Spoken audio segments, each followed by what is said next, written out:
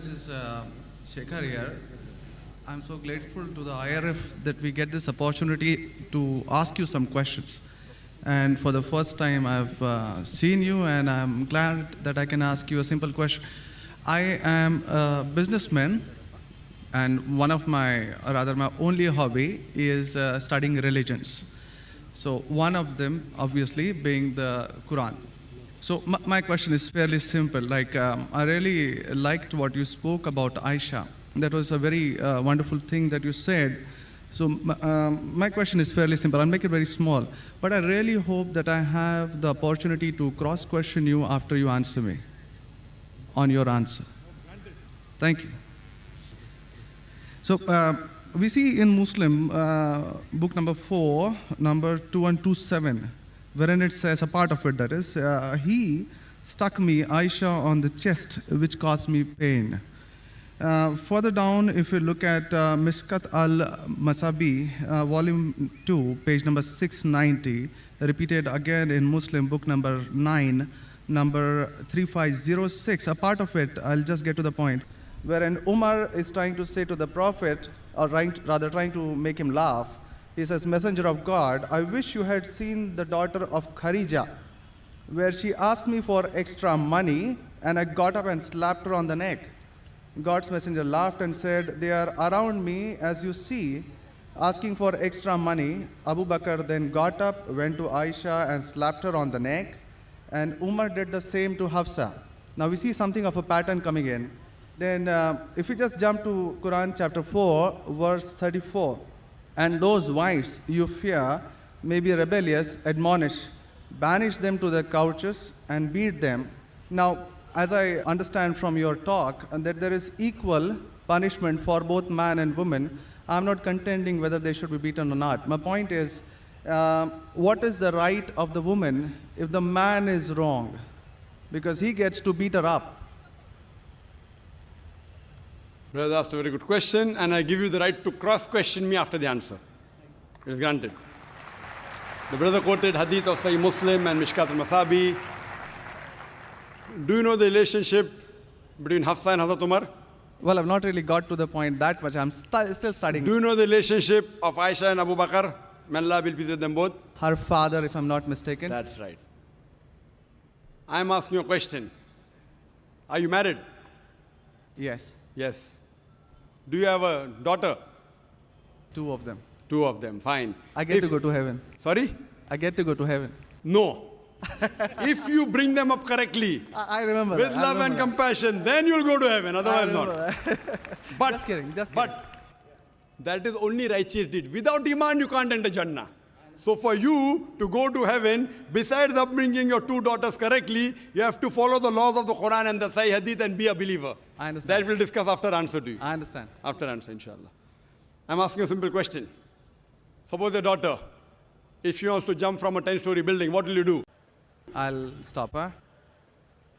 Is she adamant? What will you do? Point, yeah. You get the point, very good. If she wants to jump, no, I want to go. I want to fly like Superman.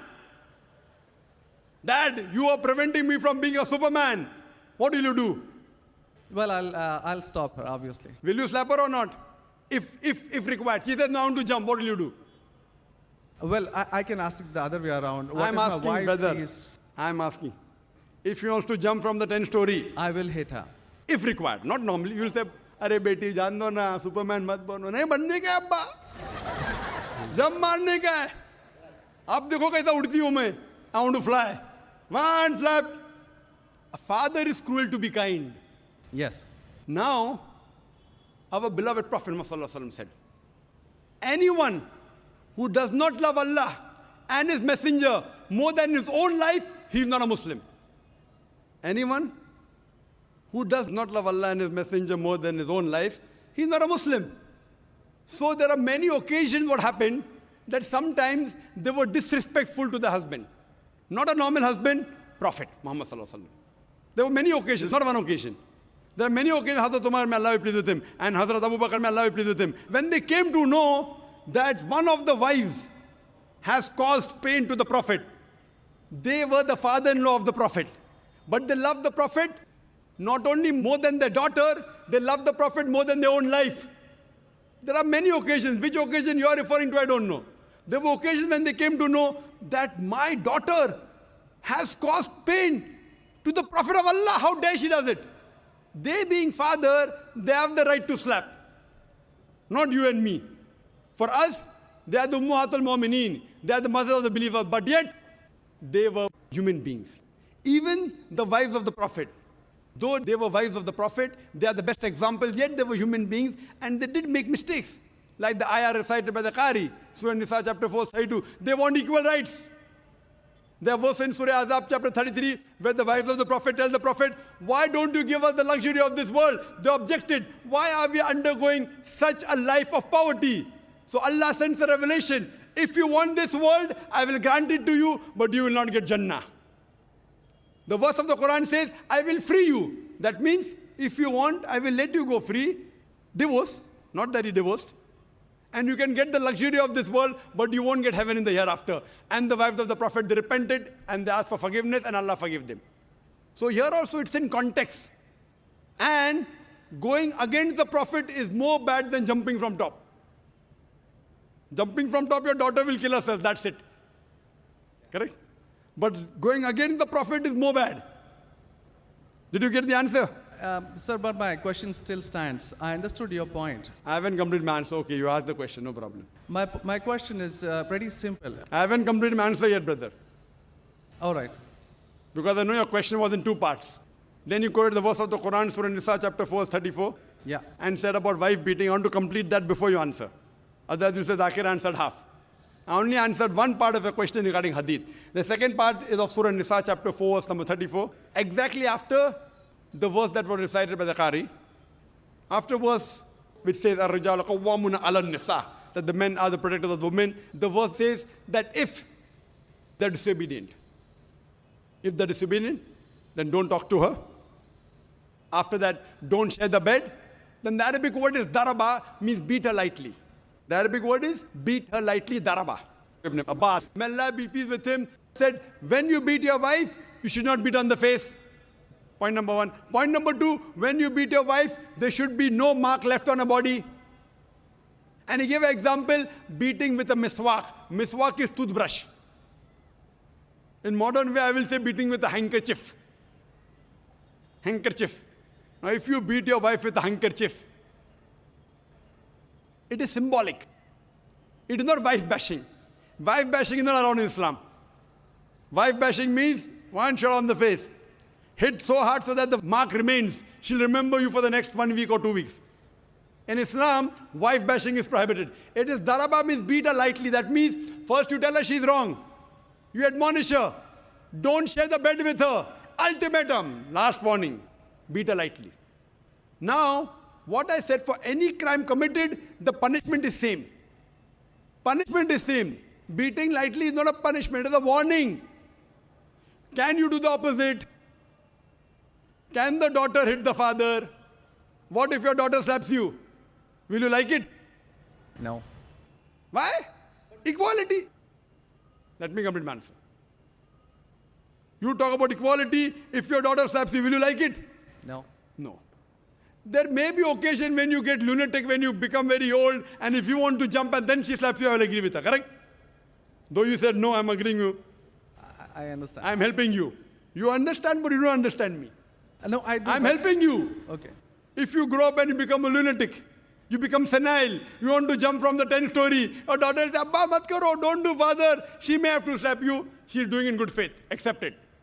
Right? Now here, where a husband is giving a warning to the wife, if the wife does the same, what will the retaliation be? Imagine, suppose there's a massive person, bodybuilder comes and acts macho with you. If a small man comes, maybe you'll hit him. A macho person, Arnold Schwarzenegger, comes and tells you something. Will you hit him? Will you hit him? No. Though you may have a lot of guts, but Arnold Schwarzenegger, no. Why? Similarly, since Allah says in the previous verse, man has been given more strength than the woman. So a physical warning, a symbolic warning, a man can give to a woman can't give to a man. A woman can't. There are other things.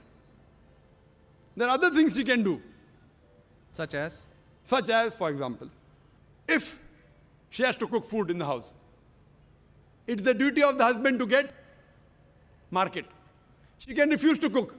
If you don't get market, I will not cook. She can object. Very well. She can object saying, I will not cook. It's an objection on her part.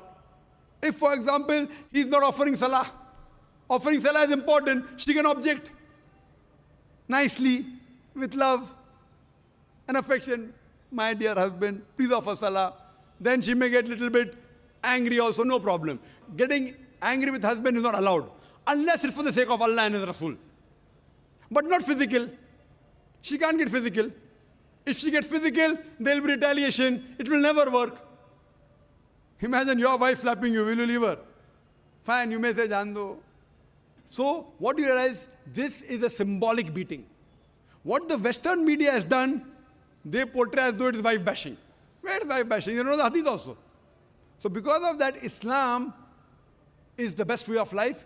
It shows you how to lead life with your wives also. Hope that answers the question. If you have any counter question, you're most welcome, brother. Yes, actually 2 points on that. Primarily, the first thing that is said is a daraba, which means basically tapping. And as I understand from the Hans Word Dictionary, it comes from the word idrib. And now, if you look at it, the Arabic word is used in 2 ways. One, to strike up a poem, the word idrib, from which the word darwa is taken out. The first is to strike up a poem, and the second, which is used 12 times in the Quran, is a physical action of striking. Strike off? Strike up a poem, or strike up a poem. Strike up a poem, metaphorically. Second part is the physical action of striking. It's used again in Surah 8:12, wherein it about an angel strike off their heads, strike off the very tips of their fingers. The same word is used. So how can the same word be interpreted there as lightly, but here as very good question. The second part. Very good question. Very good question. The second part is that if we come back to Sahih Bukhari, volume 7, number 715, again, the respectable, I truly mean that, respectable woman Aisha, a great scholar, I read about her, narrated, Aisha said that a lady came wearing a green veil and complained to her, that is Aisha, and showed her a green spot on her skin caused by beating. It was the habit at that time for women to support each other, means when they get beaten up, so you support each other. So when Allah's messenger came, Aisha said, I have not seen any woman suffering as much as a believing woman. Look, her skin is greener than her clothes. That was my second part. As for second part, I'll answer first, and first part, I'll answer second. No problem. She's complaining to the Prophet that somebody has done injustice to her. It doesn't end saying the Prophet agreed with it. If someone has done injustice, if we read ahead in some other hadith, the Prophet may have done justice to her. It doesn't say that someone beat her and the Prophet agreed with it. Correct? She is just reporting that maybe there is injustice done to a woman. That's it. The moment she's complaining means she's disagreeing with it. She didn't say, Prophet, I heard a very good thing I saw, that the woman was beaten up. The moment she's complaining means the wife, Hazrat Aisha, may Allah be pleased with her, disapproved of it. So the lesson we get from this is, no one should beat the woman such a way that she becomes green. But sir, see, the exact statement she makes is that I have not seen any woman, that's Aisha herself, it's not my interpretation, I have not seen any woman suffering as much as the believing woman. So we see at the time of Muhammad that women were really in very, very bad shape, even though... You know there are hadiths saying, I have not seen a person, a believing person like Hazrat Bilal suffering. What was he suffering from? His master tortured him and said, don't say there's one God and I will leave you. Hazrat Bilal, may Allah be pleased with him, on the death stone, he's agreed to die. He will say, I will not denounce Allah. I will keep on saying, La ilaha illallah Muhammad Rasulullah. There's no God but Allah and Prophet Muhammad is a messenger. He's taking the pain. That means if I say Hazrat Bilal is a believer who is being tortured, that does not mean that what act that being done on Hazrat Bilal, may Allah be pleased with him, is right. It is wrong. but he's a believer who's taking the pain. In this context, we have to see the context and go to the Shara. You have to see Fath al-Bari, and what was the woman? What was she? Who tortured her? Was it the master? Was she a slave woman? You have to go to the Shara. I'm not a muhaddith. I'm telling you what the answer can be. You have to go to the Shara and find out. Why was she? Who hit her? Who beat her? Did the husband do? Was the husband a believer? There are 10,000 reasons. But Just sir, because- excuse me, in Mishkat al-Masabi, Brother Shekhar, volume 2. Brother Shekhar, Yes. what I would like you to do, there are so many people waiting at all the mics. Precisely, concisely, I would like you to put your question in a few words and then close. Because you got such a big sheaf of papers, there are many people I see waiting with small slips just or one something. question. So we cannot allow this whole thing to go on. This is not a debate session. It's a question and Brother. answer session. I want you to put your question in the next 4 sentences. Let Dr. Zakir answer so that all the many ladies standing there here also get a chance. We have exactly 1 hour, 12 minutes left. We have very occupied sorry 20 about minutes already. Brother, initially you asked 2 questions answered. You said, I want a counter. What counter you gave? In the counter, you're asking 1 more question. I don't mind answering your 100 questions, but in this rule, 1 question at a time, go behind the queue, no problem. You asked 2 questions, give the answer. You said, I want a counter question. With the counter question, you're asking 1 more question. So, I'm very kind, I don't mind. I would love. After finishing, you can come in the cabin. And inshallah, I will answer all your questions. I want to ask you, after I answer your question, what will you do? Will you believe in the religion Hazrat Aisha believed? Yes or no? I yet have to answer your counter question. Well, it's not just this one point. There are many, many more. I'll answer inshallah all. How many are there? 10, 20, 50, 100? How many? Well, we can sit on that. How many approximately? Well, there are many more. I have not How really many? counted them. 10, 20, 100, 1,000, 10,000? How many do you have now in your mind? Well, I do have. How many? 10, 20, 30? How many? Yeah, probably quite a few. Maybe, Quite a few is how much? 5 or 10? Approximately. I don't know, maybe 100 questions. 100 questions you have? Brother, after this session is over, we sit together. Okay? Write down all the 100 questions. Inshallah. Inshallah. I will try and answer everyone. Okay? I request you, we'll spend the full night together. I don't mind, because you're a seeker of truth. And I'm also a seeker of truth, and my job is to try and clarify the truth. Not that I'm a scholar. I will try and answer all your 100 questions. But I doubt whether you'll be able to write 100 questions. I doubt. Coming to your main counter question, brother. That will be basically counter question. Counter question of yours is that daraba has got 2 meanings. One is strike off the head. You ask me then, how do you come to know which is correct? Correct? Exactly. In the counter question, don't ask 1 more question. That means you're breaking the rule. Sir, I'm just refuting what you said. Not refuting. See, you asked a counter question. Counter question was of daraba has got meaning of striking. That is the counter question. In that counter question, you asked 1 more question. You can't ask 1 more question in a counter question. You can ask 1 counter question, but that was a fresh question that you asked. Now coming to your question of daraba. You said striking, I agree with you. How do you come to know one time it is lightly beating, one time it is striking of the head? You know the verse in the Quran is there, in Surah Maryam, chapter 19, verse number 47.